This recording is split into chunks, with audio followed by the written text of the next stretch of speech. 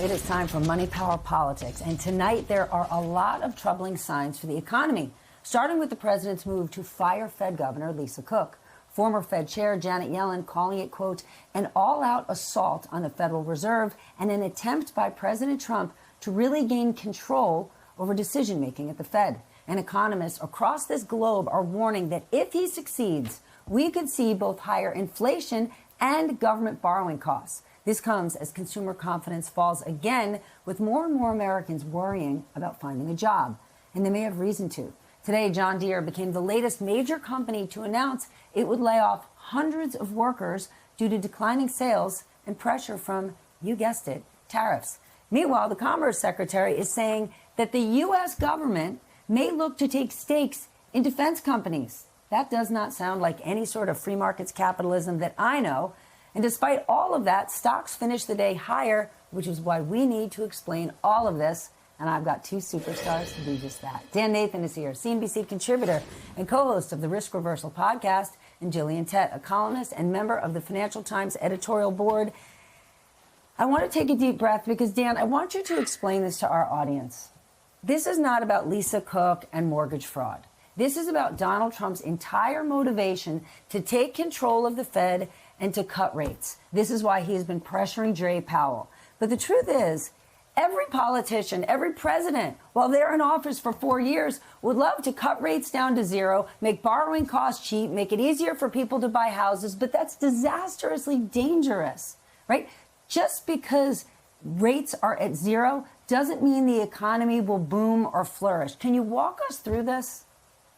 Yeah, so the Federal Reserve has a dual mandate, right? So it's stable prices and full employment. We got the July labor report a few weeks ago, and we saw that the labor market is weakening. We also have gotten some inflation data that shows that it's not going down anymore. So if you think about the reasons why the Federal Reserve would cut interest rates, would be to make monetary policy easier, to support the economy, right? But the problem, like you just said, is that if you cut rates too low, then you run the risk of having inflation get restoked, right? So they're in a very difficult situation with a weakening economy and then inflation that's not going lower. So the notion that they would just cut interest rates to a very low level could put the economy in a very difficult spot. And, I just want to make this point when you talk about, the independence of the Federal Reserve. Think about what our country, think about how we are built right here. We have the rule of law, right? And we have checks and balances. We are in a situation where there is a single point of failure with this president. He owns the executive branch and everybody in it. He owns the judiciary. He owns the legislature. So the notion that we have this independent Federal Reserve is something really important to our economy. And when you think about just basically the way the world thinks of us as this leading, democratic capitalist sort of system. So there is a lot of risk to this. If he comes after governors and he gets a majority on that, then they're going to come for the Fed presidents. And then they're going to have the chairman of the FOMC when Fed Chair Powell takes a step down, later on next year. So there's a lot of risks here, and the economy is not making it easier right now. And if they really want to F around and find out, who knows what sort of situation we're going to be in. It could look a lot like early April. Gillian, what do you think?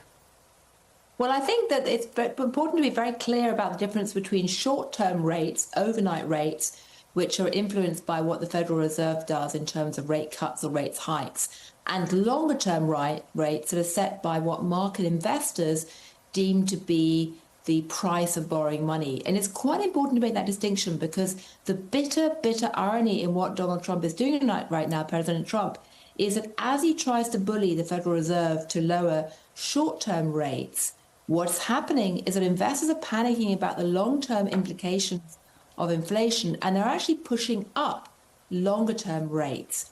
And so the so-called spread, or the gap between the short-term rates and long-term rates, is expanding quite rapidly. Why does that matter?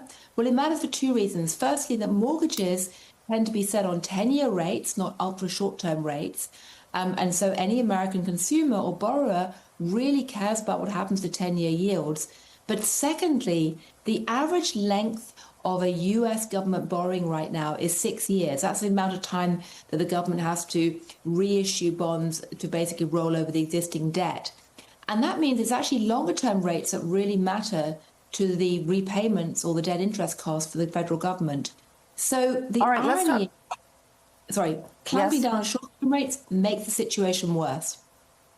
All right, let's talk about somebody who doesn't seem to be paying attention to any of this, but should. Commerce Secretary Howard Lutnick. He is now saying that the Pentagon is considering taking stakes in defense contractors like Lockheed Martin. Dan, can you just walk us through how absurd is this? Because they have defense contracts, they think the government should own a stake? Is that like saying, because my husband buys a ton of products from Titleist, he should own a piece of the company? This is bananas, and this is not how the U.S. government works, and this is not how capitalism works. Yeah, it's how China's version of capitalism works. They have something called state-owned enterprises, right? And these are in strategic parts of their economy. And so if we want to go down that route and you want to pick winners and losers, because that's really what the administration is trying to do, this is something that actually will not be good for these companies. It will not be good for our capital markets in general. The notion that you can pick a winner in a space because you give them $100 billion contract, that's not really how this is supposed to work. So when I think about this, taking stakes in some of these great American companies, you know, this is Lockheed Martin, Northrop Grumman, Raytheon, but they are kind of the backward looking sort of names in this space. If they wanted to take a stake in something, why not something in the private market, something like Anduril? This is a company that is out innovating almost every one of these companies. And I'm not endorsing that, but it just seems like they're looking at the wrong stuff here. If they really are trying to invest in innovation, that's what they should be doing. So, you know, again, it just comes down to picking winners and losers, and it's just not a great thing for this whole notion of kind of a liberal democratic form of capitalism. Well, Lutnick actually discussed Trump's, controversial Intel deal. The president does love talking about his deals, but they're not his deals because it's the U.S. taxpayer. I want to share what Lutnick said. Watch this. The Biden administration had given $11 billion to Intel, given it to them, done. Corporate just gift. And you turn that into really, it was like less than 5 minutes of conversation. And Intel agreed to give us 10% of their company, which of course was worth $11 billion.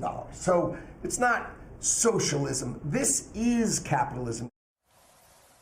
Jillian, this is not capitalism. And why the hell aren't we hearing from titans of business informing the public of that? Where's the business roundtable? Where's the partnership for New York? Where's Jeff Bezos 3 years ago publicly going after Joe Biden, complaining that he didn't understand how the economy worked? He didn't understand inflation. Yet they're radio silent while they're watching the Commerce Secretary redefine what capitalism. What he's talking about is socialism.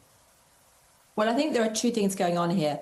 In terms of business leaders right now, there's frankly fear and greed dominating their actions. Fear of being punished by Trump by standing up and speaking out against this, and greed because for many of them, this is actually delivering some pretty good business in pockets of their operations. But the bigger issue to understand is that the Trump administration is taking a if you can't beat them, join them approach to looking at the world stage. Because ironically, having brought China into the WTO 20 years ago, people thought it would make them more free market and capitalist and democratic. It didn't. Instead, what's happening is America's starting to look more like China, because their argument that the administration is using is that because China is mercantilist and runs a wartime economy in many ways, then America has to do the same thing to compete. That's the argument they're presenting to CEOs. I was in the room this weekend with a number of CEOs and administration people talking about exactly this. And the key point I want to stress is that what you're hearing about with Lockheed Martin or Intel is just the tip of the iceberg. If you really want to understand what's happening right now, look to a company like MP Materials, which is basically almost the only American rare earth minerals and magnets group. And not only has the administration taken a stake in that, they're trying to set prices for commodities as well.